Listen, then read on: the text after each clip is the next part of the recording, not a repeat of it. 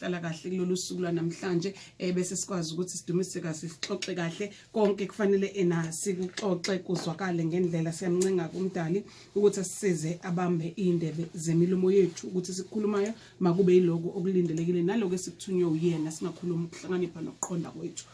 kulesini lomkhuleko makulelesine ngisho ngithi yazi impela eziningi izinto eseyikhulunyiwe ngizama ukuthi manje ke sishintshe indlela esiyenze ngayo ngoba izinto eziningi sesizenza ngenjwayelo kungabi ukuthi sikwenza ngoba ngempela umoya ongcwele ukhulumile ekseni okanye ukhulumile kweni izolo okanye ukhulumile kweni evikini but ngoba sekuyazeka ukuthi it's prayer Thursday so kusho ukuthi kufanele ngikhulume kufanele ngimemeze kufanele ngithinthini so ngizama ukuthi kezame ngempela sishintshe lento because indlela esikhuluma ngayo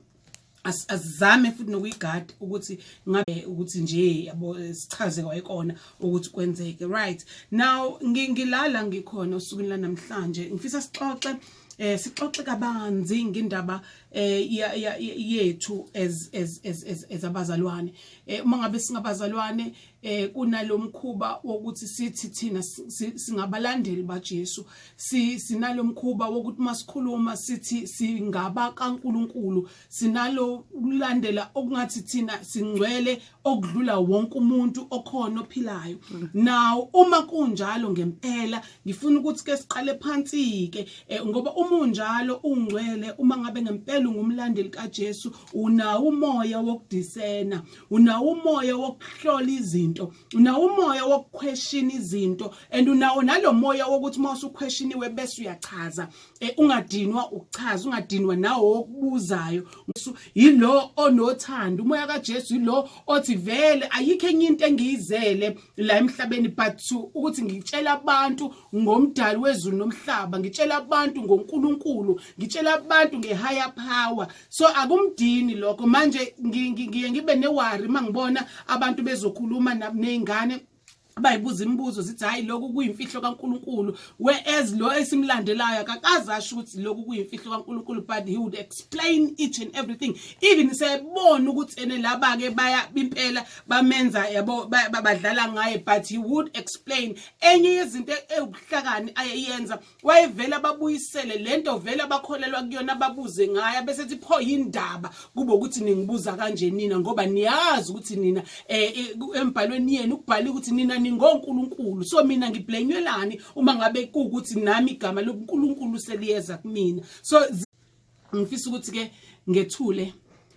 uJesu okanye mhlawumbe ke ngithi ngethule uKristu ngiphume kwelika Jesu because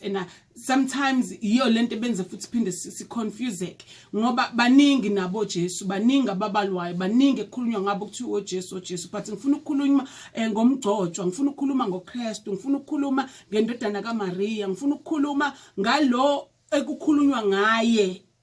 kuma 4 gospels uMark Matthew Mark John noLuke ngifisa kakhulu ukugxila kona because ngiye ngahlala phansi ngihlezi ngisho lento ngazibuza ngathi Nkosi uma ngempela ngikulandela njengothisha wami yini lo oyifundisile yindaba engangaphila ukuthokoza nokujabula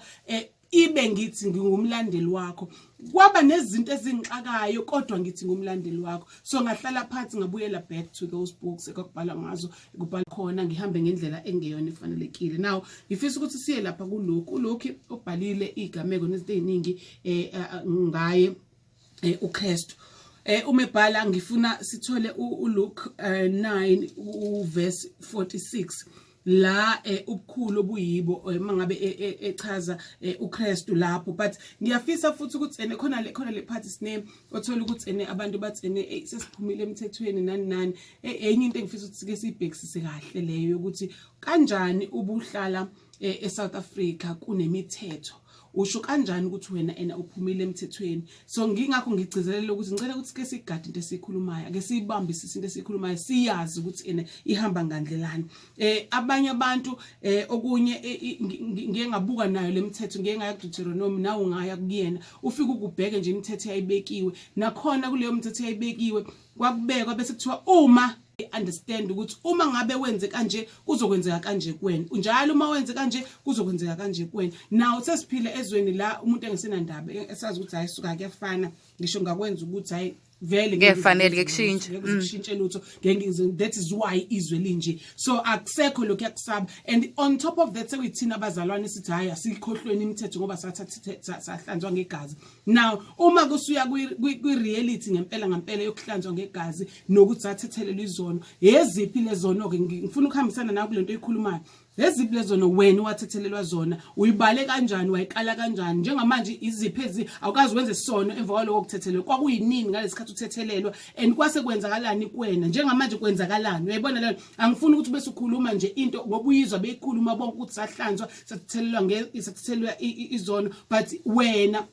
awukakahlali wedwa uzibuza ukuthi okay as much as ngathethelelwa ilesi sazalwa naso ngibuze ukuthi siphi isono engazalwa naso mina ngoba ngithe mangibheka uYeshua ekhuluma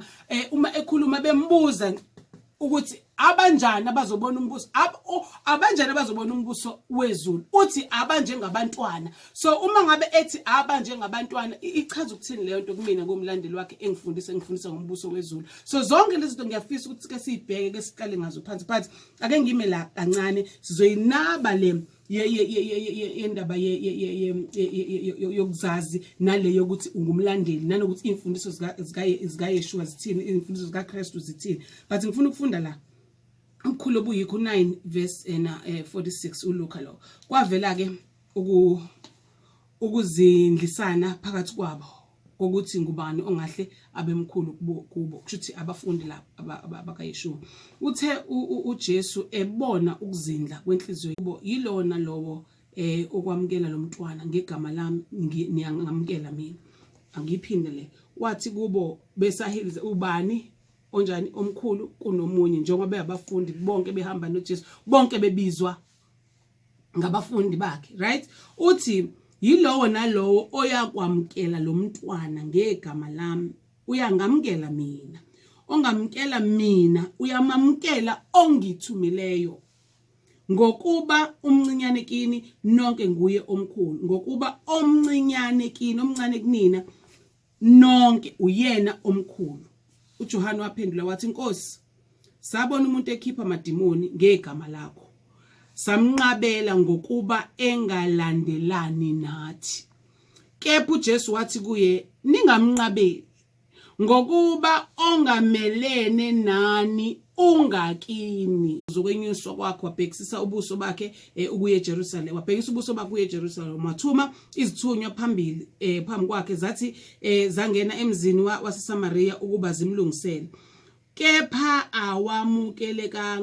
awamamukelanga amaSamaria ngokuba ubuso bakhe babheke eJerusalem kuthe abafundi bakhe oJakobe noJohane sebebonile lokho bathi Nkosi uyathanda ukuba sibize umlilo wehle ezulwini uwaqede na amaSamaria uthi kepha waguquka yena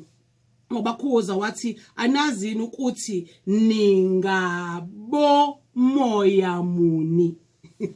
ngokuba indodana yomuntu ayizanga la kuzobhubhisa imphefumulo yabantu kodwa ukuyisindisa baseke beya komunye umuzi nawo ngifuna ukuthi speak up into ezintathu la eyokuqala ile yokuthi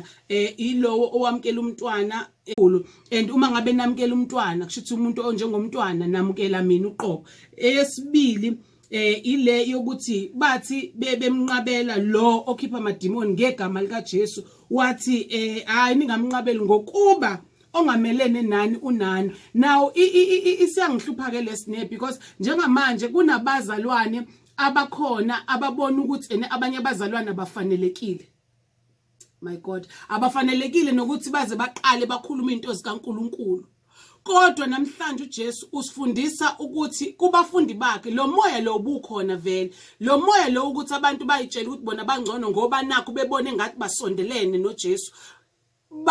into endala iqale kubona abafundi futhi even before abafundi baJesu so akuyona into eqala manje but uma wena namhlanje uzothi wena ungumlandeli kaJesu bamba into eyodwa ukuthi uthini yena kuleso simo osenzayo njengamanje mawuzobonga masuzozukusho nangomlomo ukuthi lo akafanelekanga uthi uJesu cha lalela ngokuba uma ngabe